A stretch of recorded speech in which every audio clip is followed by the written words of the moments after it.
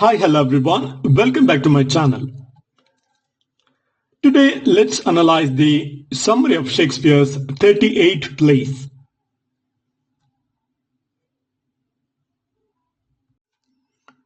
The first play, All's Well That Ends Well. Helena, a physician's daughter, loves Bertram, a nobleman who doesn't return her affection. When she cures the King of France, she is rewarded with her choice of husband and chooses Bertram. Displeased, Bertram flees to war and vows never to consummate the marriage. Helena follows him in a disguise and tricks him into sleeping with her, fulfilling his conditions unknowingly. Bertram realizes her virtue and love, then accepts her. The play explores themes of merit, love, and reconciliation. The next play, Antony and Cleopatra. Mark Antony, one of the Roman triumvirs, falls passionately in love with Cleopatra, Queen of Egypt.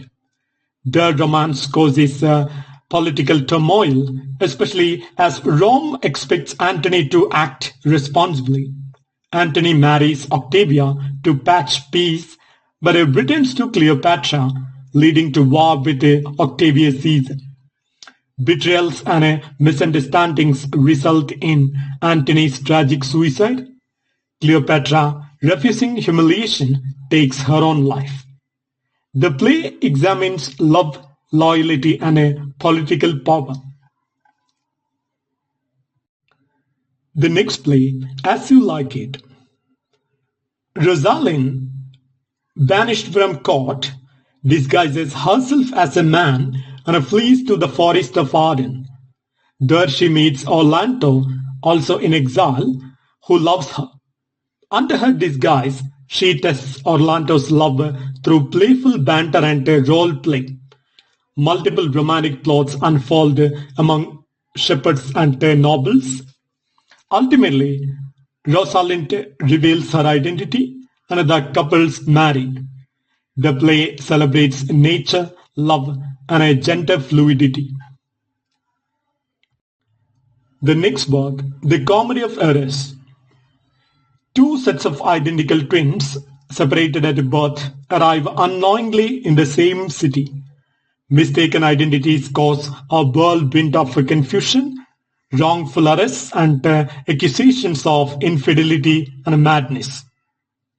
Antipholus of Syracuse and his servant Dromio unknowingly encounter the family and friends of the Ephesus kings. As chaos intensifies, the truth is finally revealed. The families reunite joyfully. It is Shakespeare's shortest and most partial play, emphasizing identity and a coincidence. The next play, Coriolanus. Caius Marcius, a Roman general, is celebrated for his military victories and given the name Coriolanus. He is encouraged to run for council, but he despises the common people and the role in politics. When he is rejected, he joins Rome's enemies and leads an attack against his homeland. His mother pleads for peace and he relents, but his betrayal leads to his assassination. The play explores pride, loyalty, and conflicts between personal honor and a civic duty. It is one of Shakespeare's starkest political tragedies. The next work, Cymbeline. King Cymbeline's daughter, Imogen, marries the poor but a virtuous person, Posthumus. He is banished and falsely led to believe Imogen is unfaithful. Disguised and pursued, Imogen endures hardships but remains loyal. A war with Rome and a mistaken death ensue before all misunderstandings are resolved. The wicked stepmother dies and family members reunite. The play blends tragedy, comedy, and fairy tale motifs. The next work, Hamlet. Prince Hamlet seeks revenge after his father's ghost reveals he was murdered by Hamlet's uncle, who is now the king. Hamlet feigns madness to uncover the truth and stages a play to catch the conscience of the king. His erratic behavior leads to the death of Polonius and alienation from his lover Ophelia, who goes mad and drowns. A duel with Laertes results in a bloodbath. Gertrude, Claudius, Laertes, and Hamlet all die. Fortinbras enters and claims the throne. The play delves into madness, indecision, mortality, and betrayal. The next work, Henry IV Part First. Prince Hal, the heir to the throne, spends his time with the roguish person Falstaff, avoiding his princely duties. Meanwhile, rebellion brews, led by Hotspur, a valiant noble. Hal redeems himself by defeating Hotspur in battle, securing his place as a worthy successor. The tension between duty and pleasure defines Hal's transformation. Falstaff's comic misadventures add levity. It is a blend of history, politics, and personal growth. The next work, Henry IV Part II. Hal continues to mature as his father's health declines. Falstaff remains in his comic world, believing he will gain power through Hal. Rebels are defeated and Hal becomes King Henry V. He coldly rejects Falstaff, now seeing him as a relic of his youth. The transition from prince to monarch is complete. The play portrays the burdens of kingship and the cost of responsibility. The next play, Henry V. Henry V, once a reckless youth named Hal, proves himself a noble and inspiring leader. He invades France and wins the Battle of Agincourt against overwhelming odds. His rousing speeches galvanize his men and he woos the French princess Catherine. The play ends with hopes of peace. It celebrates patriotism, leadership, and the complexities of war. Henry's transformation is complete. The next play, Henry VI Part First. This play begins the saga of England's decline after Henry V's death. The young Henry VI struggles to assert control as noble factions clash, especially the House of York and Lancaster. Joan of Arc leads the French to several victories against the English. Eventually, John is captured and executed, and the English make temporary gains. The seeds of civil war are sown among the English nobles. Themes include national identity, political ambition, and the consequences of weak leadership.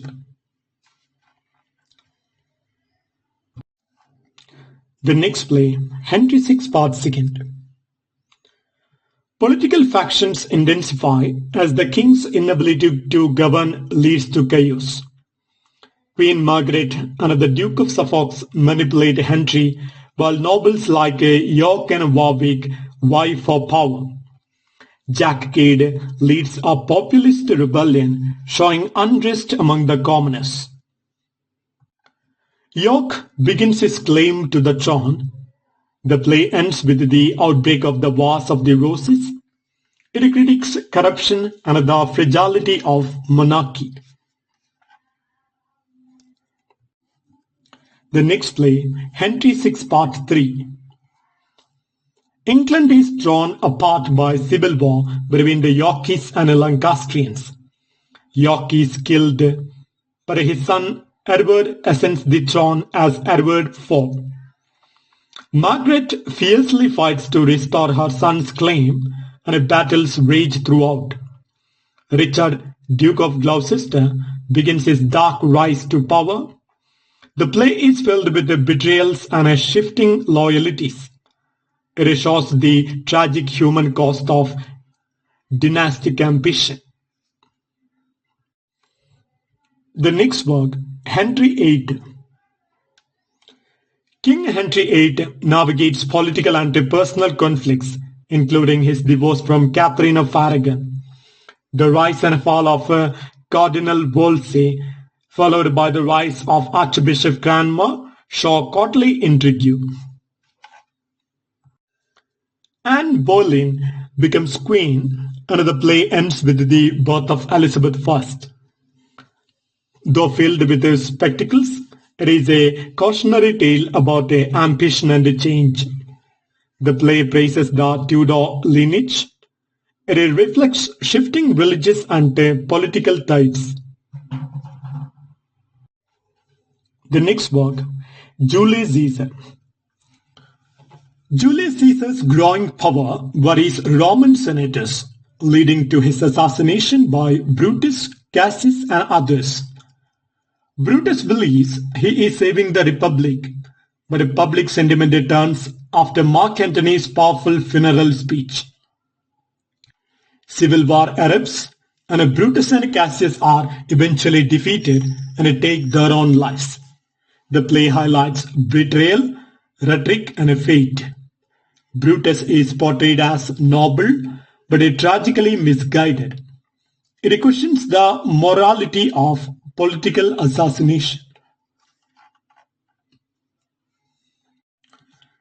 The next play, King John. King John battles rivals at home and abroad while struggling to maintain his crown. His rule is marked by shifting alliances, especially involving France and the Pope. Arthur, a young claimant to the throne, dies under suspicious circumstances. The play ends with John's death and England's relative stability. Political machinations and legitimacy dominate the narrative. It critiques the instability of monarchical power. The next play, King Lear. Aging King Lear divides his kingdom among his daughters, rewarding flattery over truth. He disowns the loyal daughter Cordelia and falls into madness when Goneril and Regan betray him. Meanwhile, the subplot involves Gloucester's betrayal by his illegitimate son Edmund. Both Lear and Gloucester suffer, gain insight through suffering, but die tragically. Cordelia is executed and order is restored at a great cost. The play is a profound meditation on power, loyalty, and human suffering. The next play, Love Slaves Lost. Four noblemen war to avoid women and devote themselves to study, but soon fall in love with four visiting ladies. Their comic attempts to resist love fail hilariously. Elaborate wordplay, disguises, and pageantry drive the plot. Just as romance blooms, the play takes a serious turn with the news of a death. The couples part, promising to reunite. It is a comedy about idealism and the unpredictability of life. The next work, Macbeth. Macbeth, a Scottish general, is tempted by prophecy and ambition to murder King Duncan and seize the throne. Goaded by Lady Macbeth, he begins a tyrannical reign marked by paranoia and more bloodshed. Macbeth's guilt and isolation grow, and Lady Macbeth descends into madness and dies. He is eventually killed by Macduff, and Malcolm is restored to the throne. The play explores ambition, fate, and moral decay. It is one of Shakespeare's darkest tragedies. The next work, Measure for Measure. Duke Vincenzo leaves his corrupt city under the rule of a strict Angelo who enforces harsh laws. Angelo condemns Claudio to death for fornication, but hypocritically propositions Claudio's sister Isabella, who is a novice nun. The Duke, in a disguise, manipulates events to reveal Angelo's corruption and save Claudio. Justice is served through trickery and mercy. Themes include justice, hypocrisy, and morality. The ending results in multiple unexpected marriages. The next work, The Merchant of Venice. Shylock, a Jewish moneylender, lends money to Antonio with a bond demanding a pound of flesh if unpaid. When Antonio defaults, Shylock insists on payment, leading to a dramatic court case. Portia, disguised as male lawyer, outwits Shylock and saves Antonio. Shylock is humiliated and forced to convert to Christianity. The play explores mercy, prejudice, and justice. Its treatment of Jews remains controversial. The next work, The Merry Wives of Windsor. Falstaff attempts to woo two married women for financial gain. They discover his plans and outsmart him through elaborate pranks. The play is filled with a slapstick humor and a community mischief. Falstaff is humiliated but forgiven. Meanwhile, young lovers outwit parental opposition. It is a light-hearted comedy of domestic intrigue. The next work, A Midsummer Night's Dream. Four lovers and a group of amateur actors enter an enchanted forest where fairies manipulate them with magic. Titania, queen of the fairies, is tricked into loving a donkey-headed actor. Eventually, love is restored to order and the mortals leave the forest changed. The mechanicals perform a hilarious bad play. Love, transformation, and illusion are central themes. It is one of Shakespeare's most magical and joyful comedies. The next work, Much Ado About Nothing. Beatrice and Benedict, known for the witty banter, are tricked into falling in love. Meanwhile, hero is falsely accused of infidelity and publicly shamed. A plot is uncovered and a hero is vindicated. Both couples are eventually united. The play mixes comedy and darker elements like honor and deception. It celebrates wit and reconciliation. The next work, Othello. Othello, a Moorish general in Venice, marries Desdemona. Iago, feeling slighted, manipulates him into believing she is unfaithful. Consumed by jealousy, Othello kills Desdemona and then himself upon learning the truth. Iago is arrested, his motive still unclear. The play explores racism, jealousy, and trust. It is one of Shakespeare's most intense tragedies.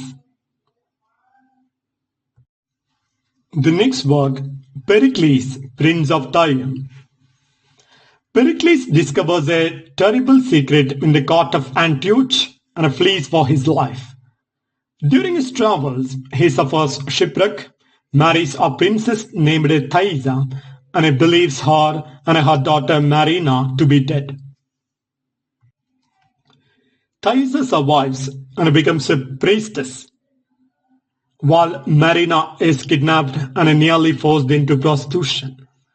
Years later, Pericles reunites miraculously with both of them. The play is filled with loss, suffering, and a divine restoration. It emphasizes resilience, destiny, and the guiding hand of providence. The next work, Richard II. King Richard II mismanages the kingdom, leading to a rebellion. His cousin, Henry Bolingbroke, usurps the throne and becomes Henry IV. Richard is imprisoned and eventually murdered.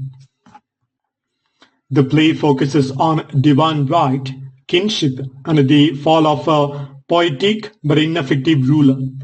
It is the beginning of the second tetralogy with the King IV and King V plays. It reflects the transition from medieval ideals to Renaissance realism. The next work, Richard III. Richard, Duke of Gloucester, schemes his way to the throne by manipulating, murdering, and betraying those around him. He is a charismatic, yet a monstrous, orchestrating the deaths of his brother, nephews, and others. His reign is short-lived as he is defeated by Henry Tudor, that is Richmond, at the Battle of Bosworth. His famous cry, that is, "My kingdom for a horse," marks his end. The play is a portrait of villainy and a political ambition. It concludes the Wars of the Roses saga. The next work, Romeo and Juliet.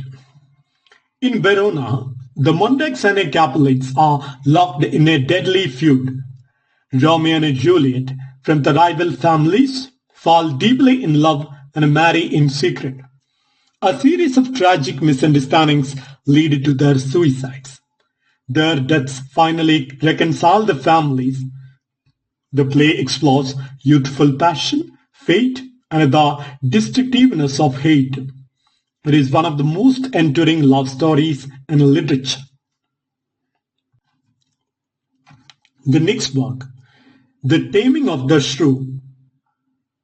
Petruchio woos and tames the fiercely independent Caterina, while suitors compete for her sister Bianca. The play is framed by a humorous induction involving a drunkard Christopher's life. Through comic subplots and disguises, the theme of transformation is explored. The controversial taming raises questions about gender roles and power. Caterina's final speech about wifely submission remains debated. It is both a comedy of manners and a provocative reflection on relationships. The next work, The Tempest. Prospero, a magician and a rightful Duke of Milan, lives in exile on an island with his daughter Miranda. Using magic and the spirit named Ariel, he conjures a storm to shipwreck his enemies. He forgives them, arranges Miranda's marriage, and renounces magic. Caliban, a native of the island, resents Prospero's control. Themes include colonization, reconciliation, and the power of art. It is often read as Shakespeare's farewell to the stage. The next play, Timon of Athens. Timon is a generous Athenian noble who gives away his wealth to false friends. When he faces financial ruin, no one helps him. Disillusioned, he retreats to a cave and rails against mankind. Timon dies bitter and alone. The play critiques greed, ingratitude, and false friendship. It is a bleak and a morally intense tragedy.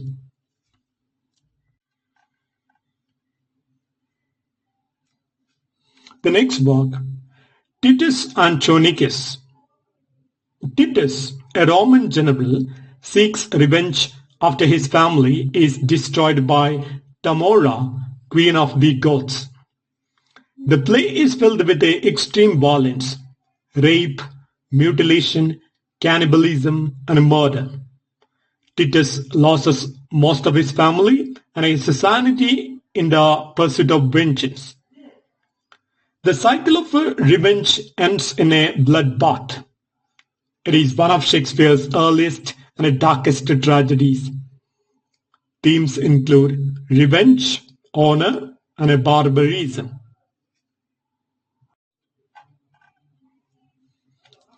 The next work, Troilus and Cressida. Set during the Trojan War, the play mixes romantic tragedy and a cynical politics.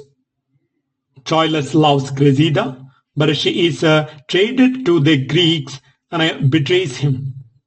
The war heroes, Achilles, Hector, and Ulysses, display flaws and corruption. The play ends without a clear resolution or heroic glory. It is deeply ironic and often unsettling. It questions love, loyalty, and heroism. The next work, Twelfth Night.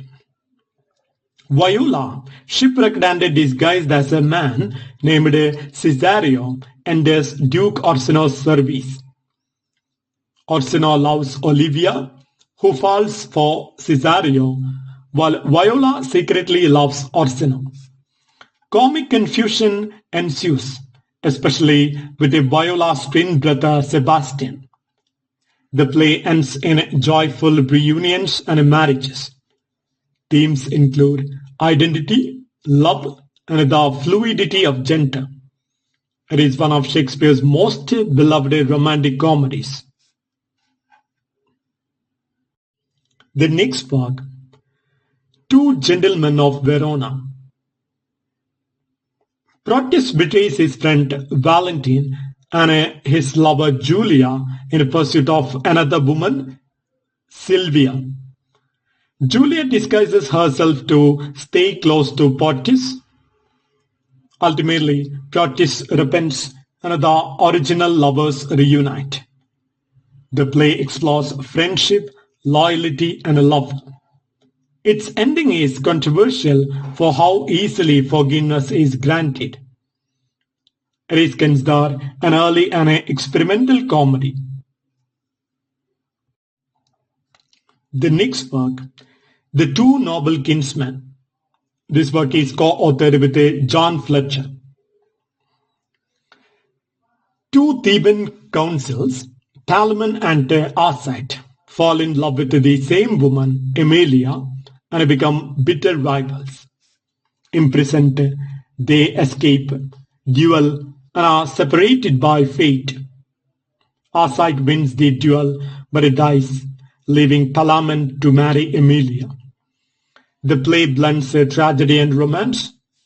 Themes include brotherhood, rivalry, and destiny.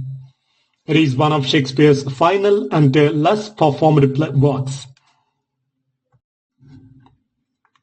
The next play, Cymbeline. King Cymbeline's daughter, Imogen, secretly marries Posthumus. Deceived into believing she is unfaithful, Posthumus orders her death. Disguises lost princes and a war with Rome follow. Imogen's virtue is revealed and harmony is restored. The play mixes elements of tragedy, romance, and comedy.